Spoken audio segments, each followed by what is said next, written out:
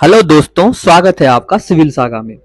दोस्तों, आज हम एक बहुत ही इम्पोर्टेंट टॉपिक्स और इम्पोर्टेंट कंटेंट के ऊपर चर्चा करने वाले हैं, जो कि आगामी जो कि दिसंबर में 13 से 14 दिसंबर में जो एग्जाम होने वाली है 70th बीपीएससी, उसमें बहुत ही यूजफुल होने वाला है। गारंटी के साथ मैं कह सकता हूं कि यहाँ से 4 से 5 क्वेश्चन आने की संभावना है।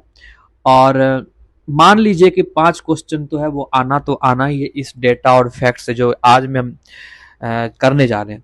आज जो हम करने जा रहे हैं वो बिहार इकोनॉमिक सर्वे 2023-2024 के कुछ फैक्ट को जानने वाले हैं, और ये totally prelims point of view है। तो इसमें आपको याद रखना बहुत जरूरी है कि कौन सी फैक्ट हमें याद रखनी है, कौन सी नहीं करनी है। बट आप लोग चिंता ना कीजिए, हमने और मैंने जो ये बनाए हैं वो इंपॉर्टेंट फैक्ट ही रखे हैं जो एग्जाम पॉइंट ऑफ व्यू सही है। तो चलिए शुरू करते हैं देर ना करते हुए। आज जो हम इकोनॉमिक सर्वे का ओवरव्यू व्यू है, और जो इकोनॉमिक सर्वे का ना आज हम जो डिस्कस करेंगे, ये मैंने एक्चुअली में एक समरी प्रिपेयर किया है। ठीक है, तो चलिए सबसे पहले देखिए, gross state domestic product at current price. ठीक है, अब देखिए, जो as per the quick estimates of 2023, जो कि gross state domestic product of Bihar है एट करेंट प्राइस। ठीक है, ये एक एस्टिमेट किया है कि ग्रो करेगा कहां, कितना, 15.5% टू ₹7.5 लाख करोड़। ठीक है, अब जब आप उसी तरह रियल जीएसडीपी को देखेंगे तो आपको मैं बताने के लिए मैं लिख देता हूं कि जीएसडीपी का फुल फॉर्म क्या होता है। जीएसडीपी का फुल फॉर्म होता है ग्रॉस स्टेट डोमेस्टिक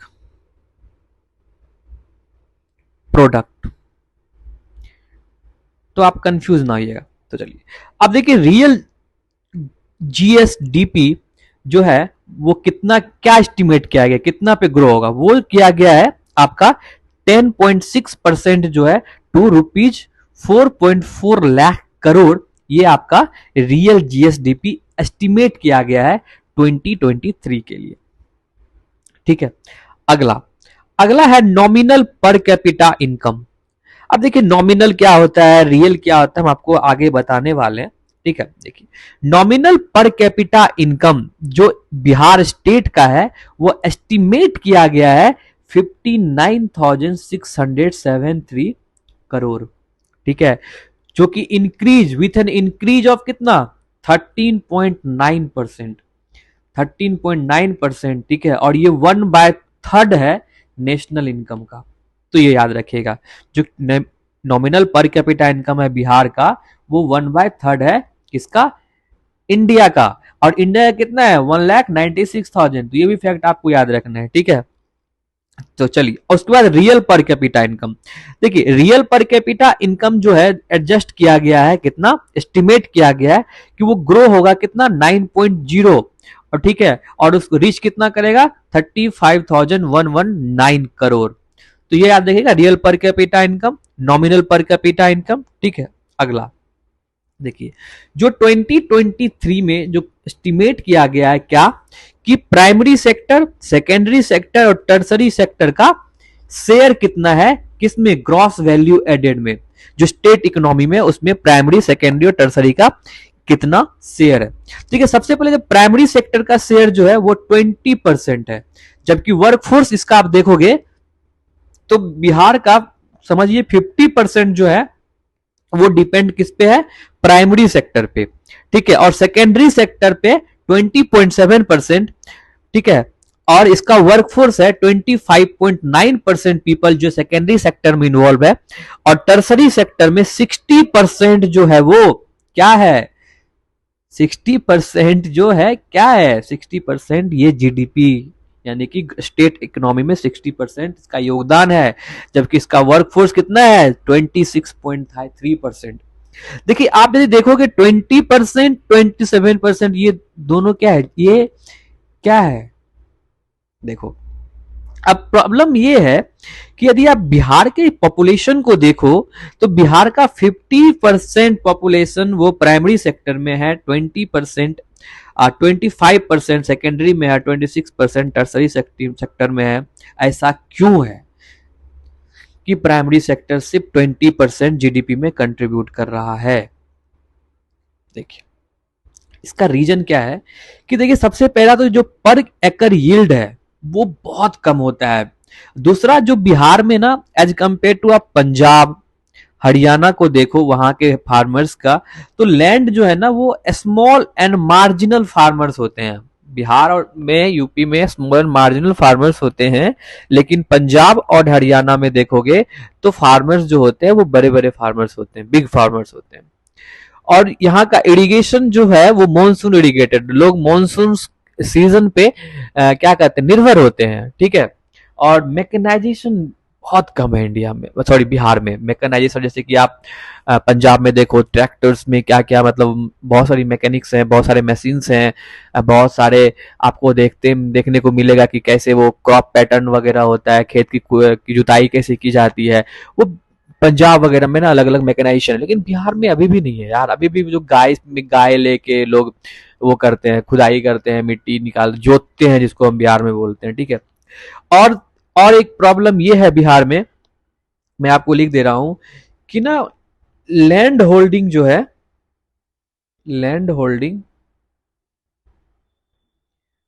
वो पैचेज में है, छोटे छोटे पैचेज में है, बिग बिग बिग एकर्स में नहीं फार्मर्स जो है लैंड को होल्ड करते हैं। तो ये जो है आपका कंसर्न है, ये इसका कंसर्न है, किसका? प्राइमरी सेक्टर का, जो जीडीपी में इतना कम योगदान देता है।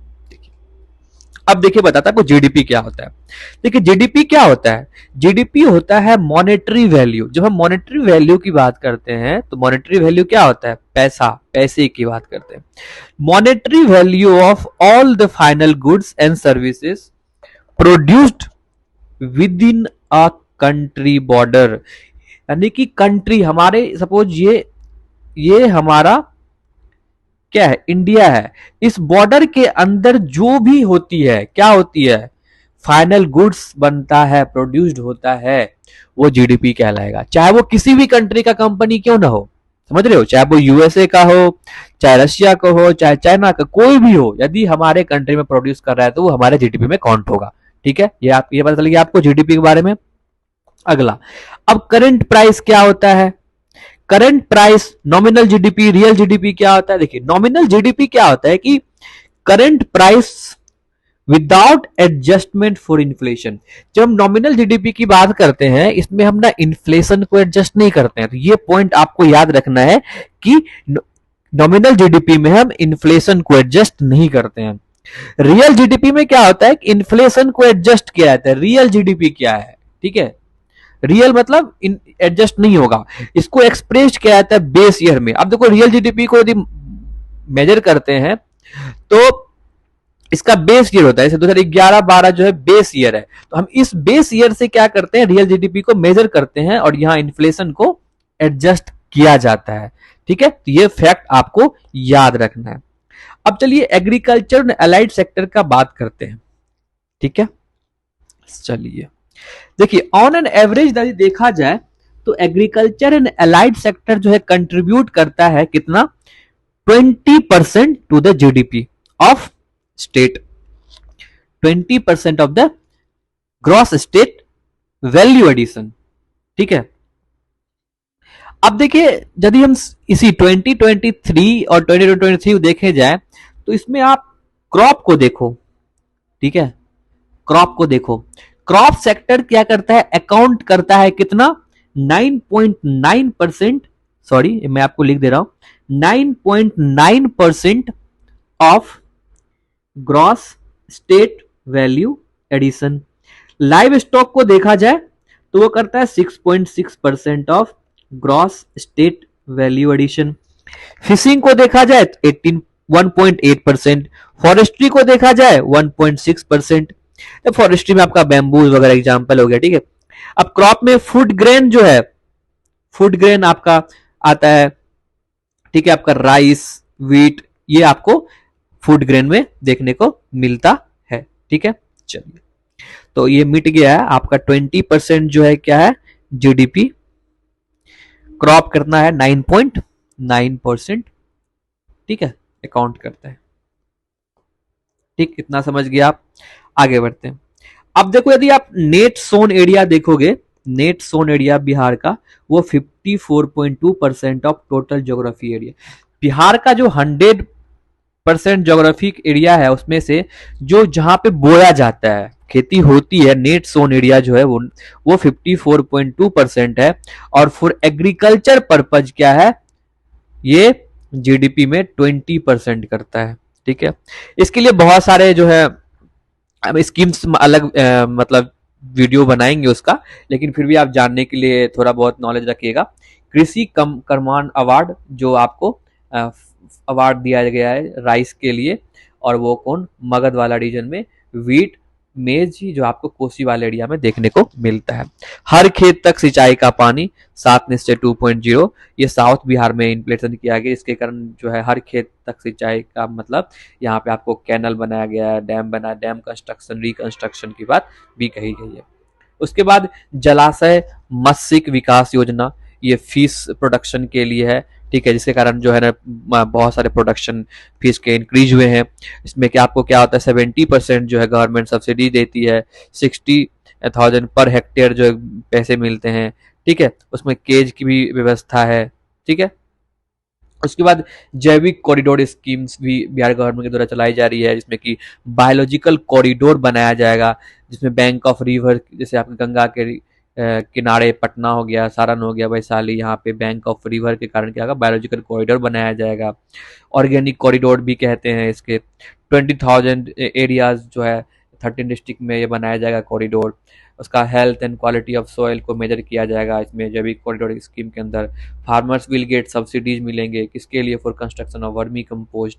ठीक है, ये सब जो है आपका जैविक कॉरिडोर स्कीम में देखने को मिलता है। हम जो है ना स्कीम्स को जो है डिटेल्स में अलग वीडियो बनाएंगे, उसमें हम अच्छे से डिटेल में इसको जानेंगे कि क्या इसका अलग अलग ऑब्जेक्टिव्स क्या है, कौन सी गवर्नमेंट है, इसके अंदर क्या क्या एम क्या है, हर स्कीम्स के हम अलग वीडियो में एक सेपरेट देखेंगे। यहाँ पे हम जस्ट ओवरव्यू के लिए आपके माइंड में रहे मैंने यहाँ पे आपको बताया है।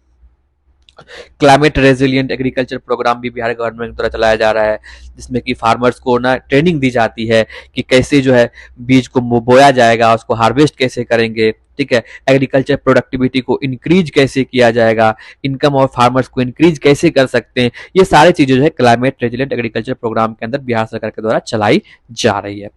अब चलिए स्टेट फाइनेंस के ऊपर चलते हैं। स्टेट फाइनेंस वाला सेक्टर में चले जाए तो आप देखो गवर्नमेंट का जो एक्सपेंडिंग है वो आपका 20.1% जो इंक्रीज हुआ है। उसमें रेवेन्यू एक्सपेंडिचर की बात करें तो 79.3% है, और कैपिटल एक्सपेंडिचर 20.7% है।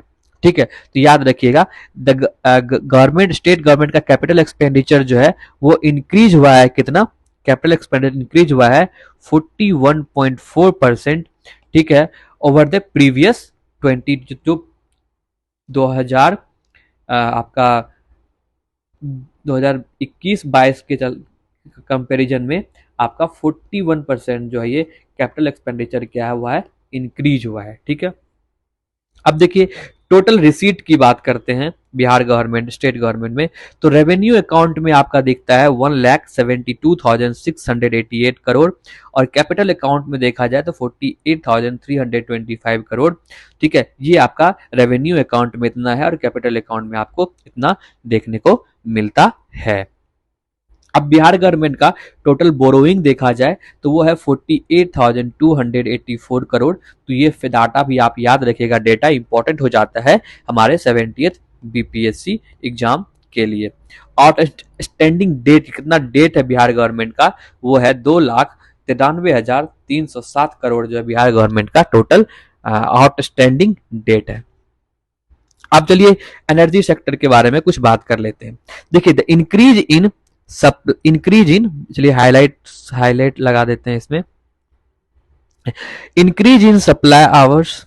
ठीक है, and availability of quality power has increased the per capita consumption of power from जो आपका 134 किलोवाट पर आवर 2011-12 में था, वो अब 329 किलोवाट आवर हो गया 2021-22 में, जो कि इंक्रीज हुआ है 145.5% ओवर ए डिकेड। ठीक है, समझ लीजिए 150% जो है क्या हुआ, इंक्रीज हुआ है पावर कंजप्शन आपका लास्ट के डिकेड्स में स्टेट ऑफ बिहार में। ठीक है, उसके बाद जो AT&C लॉस विच वाज 54.63% इन 2012-13 में था, नाउ केम डाउन टू 24.32%। तो ये भी याद आप रखिएगा। उसके बाद sum of ₹300 crore is being allocated to every year from 2021 से 22, जिसमें कि हर खेत तक सिंचाई का पानी स्कीम ऑफ 7/2 के लिए। ये भी मैंने आपको बताया था, यहाँ पे हर खेत तक सिंचाई का पानी 7/2.0 का है, जिसमें आपको canal dam reconstruction south Bihar में किया जा रहा है। ठीक है, energy deficit has gradually decline from -330.7 mega unit to surplus हुआ है 4034 मेगा यूनिट।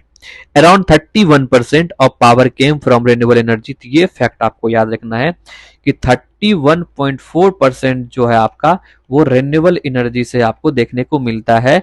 ठीक है, वाइल 69% आपको जो है थर्मल पावर से देखने को मिलता है। ठीक है, ये था आपका एनर्जी सेक्टर से। ठीक है, ये था आपका एनर्जी सेक्टर से कुछ फैक्ट नॉलेज आपको याद रखना। अब labour capital and employment skills की तरफ चलते हैं। जो पीरियोडिक लेबर फोर्स सर्वे 2022-2023 में ये बताया गया है कि बिहार का labour force participation rate was कितना, 50.9%। ठीक है, 50.9% of total population over total population. तो ये डाटा आपको याद रखना है। ठीक है, अब जो वर्कर पॉपुलेशन रेशियो की बात की जाए बिहार में, वर्कर पॉपुलेशन रेशियो की बात की जाए तो वो आपका था 48.7% of labour force participation rate. ठीक है, अब 2022-23 में देखा जाए, 2022-23 में यहां देख सकते हैं दिया है कि 142.6 thousand worker registered with board and 162,000 worker receive the benefits. ठीक है, Jeevika is the nodal agency to support the RCTs।